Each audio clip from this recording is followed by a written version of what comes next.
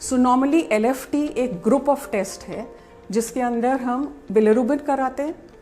So serum bilirubin total, direct and indirect, उसके कुछ enzymes होते हैं लिवर के, SGOT, PT, ALP, और total protein albumin globulin. GGTP भी एक एंजाइम है जो अल्कोहलिक लिवर डिजीज में बढ़ जाता है। सो ये कुछ 5-6 टेस्ट ऐसे हैं जो डॉक्टर आपसे कराता है।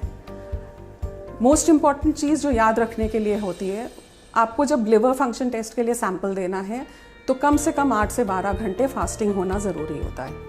अदरवाइज़ आपके एंजाइम्स रेज जाते हैं और फिर टेस्ट का डॉक्टर समझ नहीं पाएगा कि टेस्ट में क्या इशू है। लिवर फंक्शन टेस्ट तो एक बेसिक टेस्ट हो गया। अब इसके आगे ये हमें देखना है कि ये इन्फेक्टिव रीज़न क्या हो सकता है, जिसको हम जॉन्डिस बोलते हैं या हेपेटाइटिस बोलते हैं। उसके लिए हमारे पास कई सारे और टेस्ट होते हैं, like HBsAg, HCV।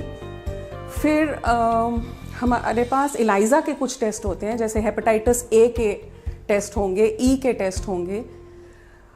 In addition जब हमको पता चलता है कि हमें हेपेटाइटिस B या C है तो डॉक्टर आपके वायरल लोड्स कराएगा जो PCR से होते हैं।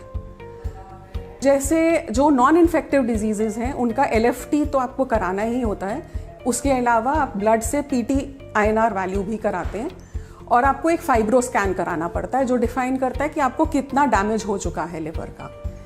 एक बहुत फन फैक्ट है कि लिवर का एक छोटा सा टुकड़ा भी इनफ होता है बॉडी को रन करने के लिए। इसीलिए ट्रांसप्लांटेशन में डिस्पाइट द फैक्ट दैट हमारे पास एक लिवर है, हम उस लिवर के टुकड़े को ही ट्रांसप्लांट कर लेते हैं दूसरे में, और वो टुकड़ा अपने ग्रो कर जाता है दूसरी बॉडी में। सो इसलिए काफ़ी हद तक डैमेज होने के बावजूद लिवर काम करता रहता है।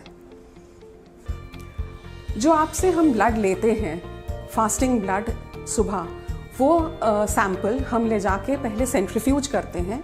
उसका सेल का हिस्सा और पानी का हिस्सा जो है, जिसको प्लाज्मा बोलते हैं, अलग करते हैं। प्लाज्मा या सीरम जो है वो एक ऑटोमेटेड बायोकेमिस्ट्री एनालाइजर जो स्पेक्ट्रोफोटोमेट्री के मेथड पे काम करता है। ये फुली ऑटोमेटेड एनालाइजर्स हैं इंटरनेशनल स्टैंडर्ड के, अमेरिकन और जर्मन टेक्नोलॉजी से। उनमें जाता है और ऑटोमेशन से ये सारे टेस्ट आपके इनकी रिपोर्टें तैयार होती हैं, इनकी जांच होती है।